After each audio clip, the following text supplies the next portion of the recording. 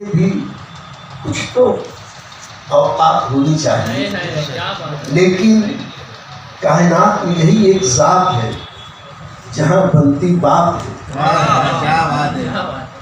حضرت سعید اجاز کانتوی نے کہا تھا کہ لیلۃ القدر کی عظمت میرے سر آنکھوں پر، لیلۃ القدر کی عظمت میرے سر آنکھوں پر، عید قرباں بھی ہے روحانی مسرت کی سحر، عید رمضان کی بھی عظمت مجھے تسلیم، مگر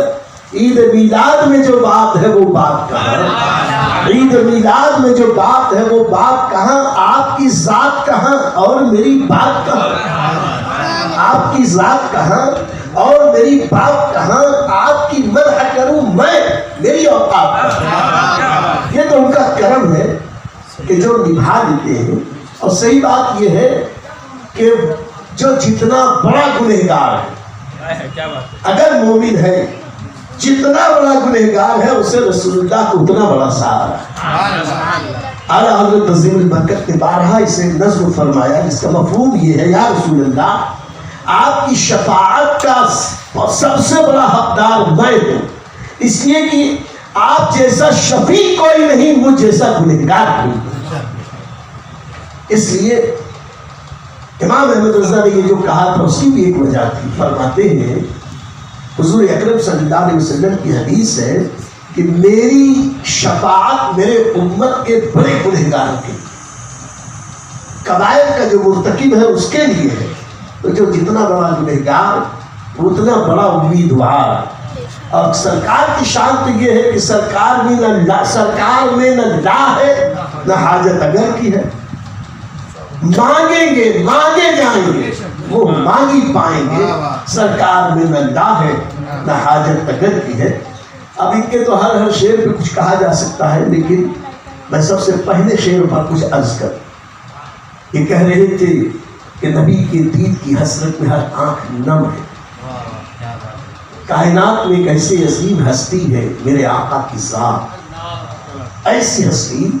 کہ ان کی الفت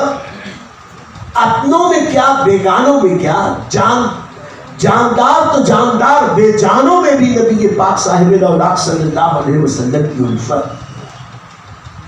ایک دن نبی پاک صلی اللہ علیہ وسلم کی بارگاہ میں کچھ لوگ حاضر ہوئے، اس کی حضور غضب ہو گیا۔ کیا کہ حضور فلاں انصاری کا اونٹ پاگل ہو گیا ہے، اور اونٹ جب پاگل ہوتا ہے تو بہت بھیانک اور خطرناک ہو جاتا ہے۔ وہ اپنے منہ کو کھول کر جب سامنے کسی کو اوپر ضرب لگاتا ہے تو کھوپڑا پکڑتا ہے، اس کے دانتوں کی پکڑ اتنی مضبوط ہوتی ہے کہ کھوپڑی پہ ایسا پکڑ کے کھینچ لیتا ہے، آج کا ماہر سرجن کیا آپریشن کرے، پوری کھوپڑی الگ کر دیتا ہے۔ اور مدینے میں ہلچل مچ گئی، حضور اونٹ پاگل ہو گیا،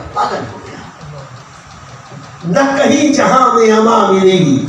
جو اما ملی تو کہاں ملی، نہ کہیں جہاں میں اما ملی، جو اما ملی تو کہاں ملی، میرے جرم خانہ خراب کو تیرے عفو بندہ نواز کو، اسے کہیں امان نہیں ملتی، رسول پاک صاحب الاولاق کے بارگاہ خاص میں امان ملتی ہے۔ آقا کریم علیہ الصلوۃ والتسلیم دوڑتے ہوئے، یہ آقا کریم علیہ الصلوۃ والتسلیم نے جیسے ہی سنا، بیٹھے تھے کھڑے ہو گئے، تیزی سے چلے، جہاں پر اونٹ کے بارے میں خبر لگی کہ وہاں پاگل ہو گیا، بھگدڑ مچی، کسی کی ہمت یہ تو نہ تھی، اور سبھی جانتے تھے کہ نبی پاک صلی اللہ علیہ وسلم سے ہم کیا کہیں، سب دیکھ رہے ہیں کہ آقا چلے، وہ چلے تو کائنات چلی، وہ اٹھے تو پوری کائنات اٹھی، ان کے لب واہ ہوئے۔ تو ابھی میں نے عرض کیا کہ گلستہ بنا دیا، سرکار چلے، صحابہ کرام پیچھے پیچھے، پوچھا کہاں ہے، خبر لگی کہ فلاں باغ ہوئے ہیں، باغ کا دروازہ بند کر دیا گیا۔ آقا علیہ السلام نے دروازہ کھولا، صحابہ کرام پیچھے سے دیکھ رہے اور ڈر بھی رہے کہ اونٹ پاگل ہو گیا۔ آقا علیہ السلام جیسی اندر گئے، تھوڑی دور گئے تھے، دور سے اونٹ نے دیکھا دوڑتا ہوا آیا۔ یہاں کتا دوڑ جائے تو ہم لوگوں کی حالت خراب ہو جائے، کتا جب بکری دوڑ جائے تو ہماری حالت خراب ہو۔ اب وہاں بگڑائے اونٹ، وحشی اونٹ، پاگل کو دوڑتا ہوا نبی کی بارگاہ کی طرف چلا، لیکن واہ رے میرے آقا، ارے جو ان کے غلام ہو جاتے ہیں ان ولیوں کی شان یہ ہے کہ الا ان اولیاء اللہ لا خوف علیہم ولا هم یحزنون، ان کے غلاموں کی یہ شان ہے کہ وہ کسی سے نہیں ڈرتے گھبراتے۔ یہ تو میرے آقا ہیں۔ آقا کریم کو نے اسے دیکھا، اس نے دیکھا، جانے کیا محبت بھری نگاہ تھی، ایسی محبت بھری نگاہ، دوڑتا ہوا اٹھ آیا، اور آتے آتے صحابہ کرام گھبرائے بھی، یہ تو ایسے تیز رفتاری سے آ رہا ہے، جانے کیا کرے، لیکن صحابہ کہتے جیسے ہی وہ اونٹ قریب آیا، اس نے اپنے دونوں رخساروں کو نبی کے قدموں میں ملنا شروع کر دیا، نبی کے قدموں پہ اپنا منہ رگڑنا شروع کر دیا، سجدہ کیا، اور دونوں آنکھوں سے آنسو بہ گئے۔ نبی کے دین کی حسرت میں سب کے آنسو بہتے، نبی کی محبت میں سب کے آنسو بہتے ہیں۔ آقا کریم نے اپنا دست معجزانہ اس پر پھیرا اور تھپکی دی۔ صحابہ کہتے ہیں کہ وہ ہچکی لے لے کر رو رہا تھا، ہچکیاں سسکیوں میں تبدیل ہوئی، اور رفتہ رفتہ اس اونٹ کو قرار آیا، نر اونٹ تھا۔ آقا کریم علیہ السلام و تسلیم نے اسے تھپ تھپایا، خاموش سر جھکا کے کھڑا ہے، آنکھوں سے نینا نیر بہاوت ہو، نینوں سے نیر بہ رہے۔ آقا کریم علیہ السلام و تسلیم نے اس کے مالک کو بلایا اور کہا کہ یہ اونٹ مجھ سے تمہاری شکایت کر رہا ہے، یہ کہتا ہے جب تک میں جوان تھا خوب کام کرتا تھا، محنت کرتا تھا، تو یہ میرا مالک مجھے کھلاتا پلاتا تھا، اب میں بوڑھا ہو گیا، اتنا کام نہیں کر پاتا،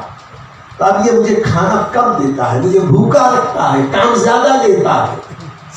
آقا کریم نے فرمائش کی اور فرمایا ان جانوروں کا بھی حق ہے، ان کے حقوق کو بھی ادا کرو، یہی اسلام ہے، یہی میری غلامی۔ بات آئی رونے کی کہ نبی کی دید میں، نبی کی یاد میں، نبی کے عشق میں رونا، اونٹ روئے یہ بھی بہت حیرت کی بات ہے، لیکن آج کوئی پگلیٹ بول دے، کوئی پاگل یہ کہہ دے کہ ارے وہ جانور ہی تو ہے، لیکن آؤ وہی مدینہ ہے،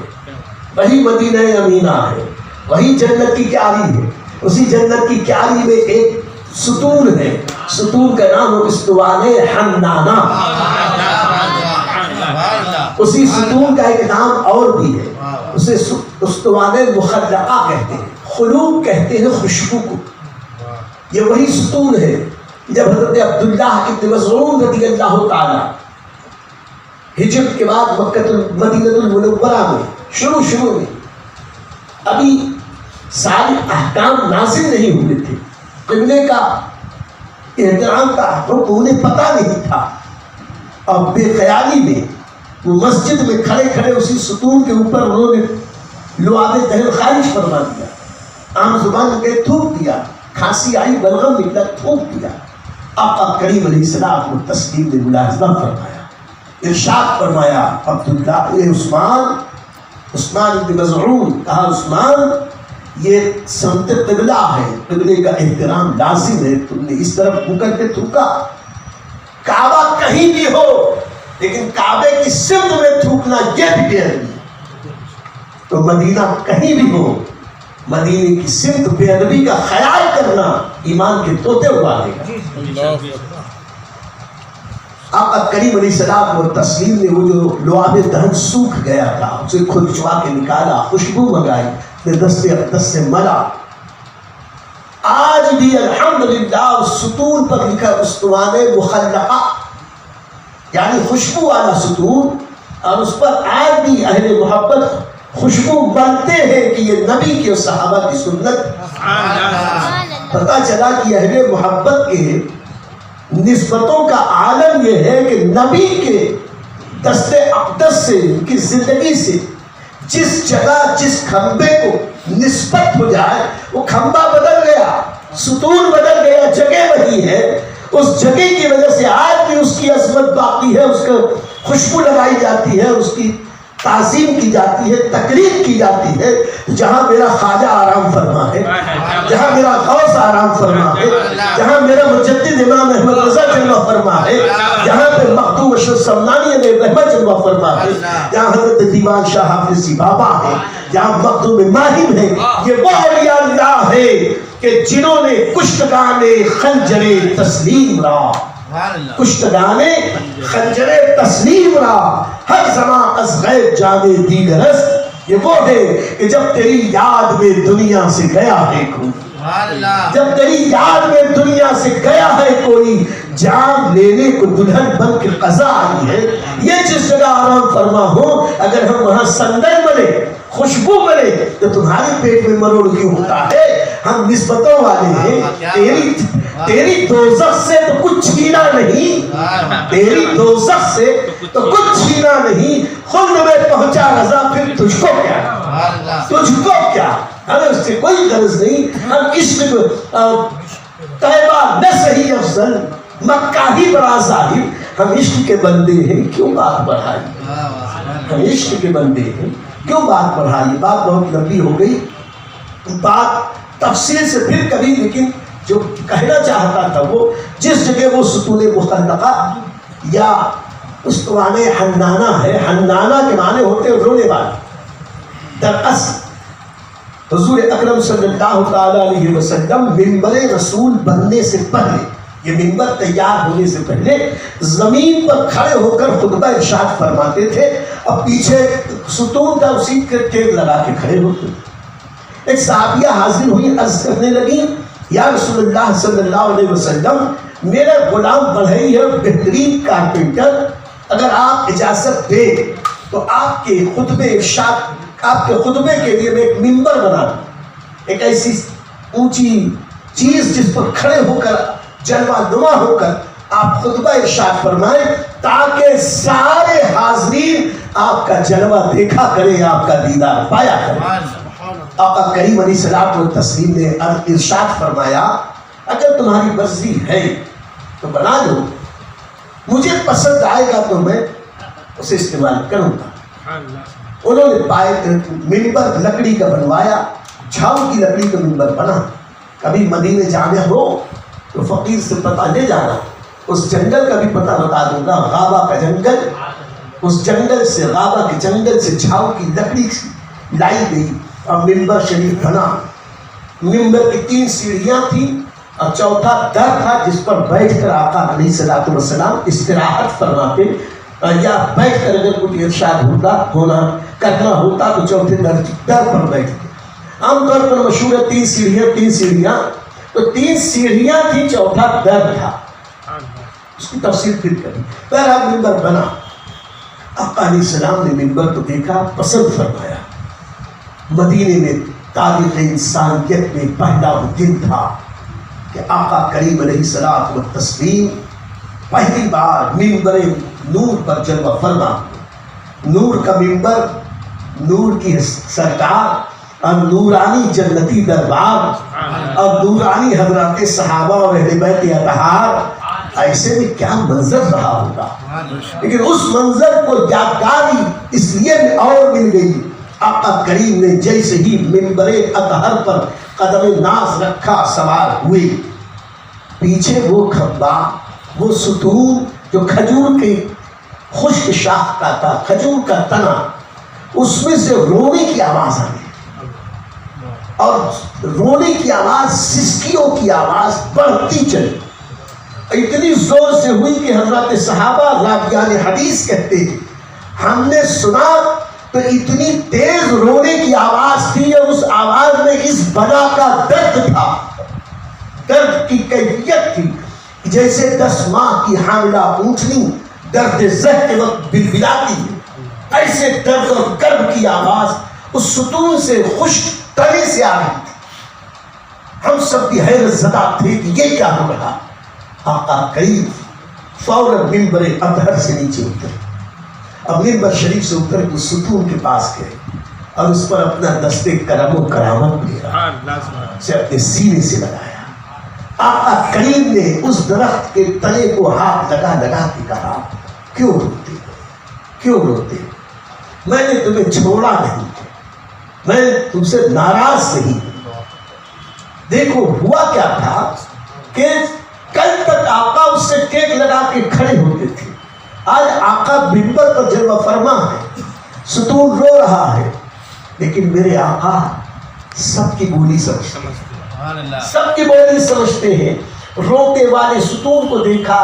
اس کی بولی سنی، اسے سمجھایا، اسے تسلی دی اور کہا یہ اے لکڑی اگر تو چاہے تو میں اسی زمین پر بو دوں،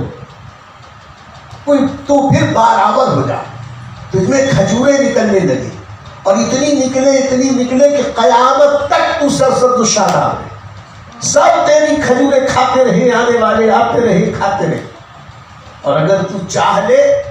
تو میں تجھے جنت میں بول دوں۔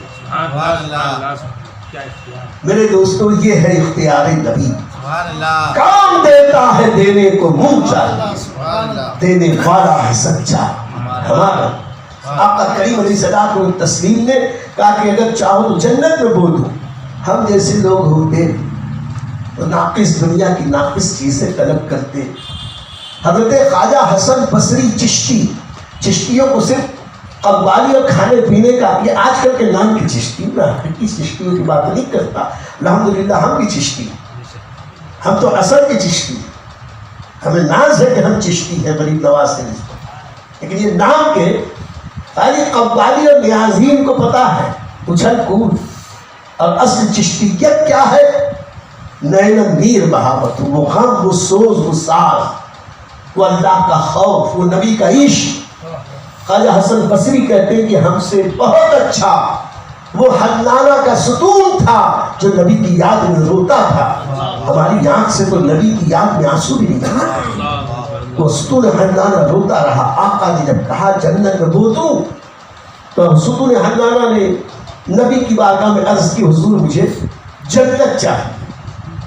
آقا نے اس پہ دست مبارک پھیرا، اسی جگہ زمین کھود کر اس ستون کو گاڑ دیا، آج اسی جگہ پر وہ ستون حنانہ اور ستون مخلقہ نیا موجود ہے۔ تو یہ جو کہہ رہے تھے نبی کی ذات وہ ذات ہے کہ جن کے دین کی حسرت پہ ہر آنکھ نم ہے۔ ارے انسان روئے تو کیا رویا،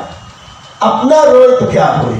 جس کے لیے کنکر پتھر اور لوہا لکڑ روئے وہ ذات ہے نبی کی ذات۔ اسی لیے میرے امام نے کہا لم یات نظیر کا فی نظر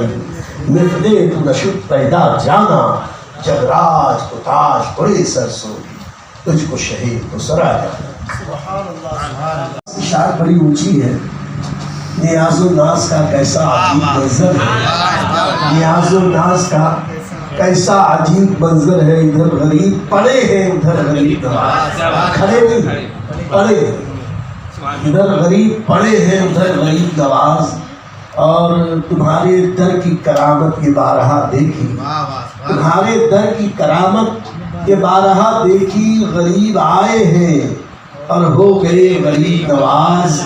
اور یا غریب نواز تمہاری ذات سے میرا بڑا تعلق ہے، تمہاری ذات سے میرا بڑا تعلق ہے کہ میں غریب بڑا تم بڑے غریب نواز۔ خواجہ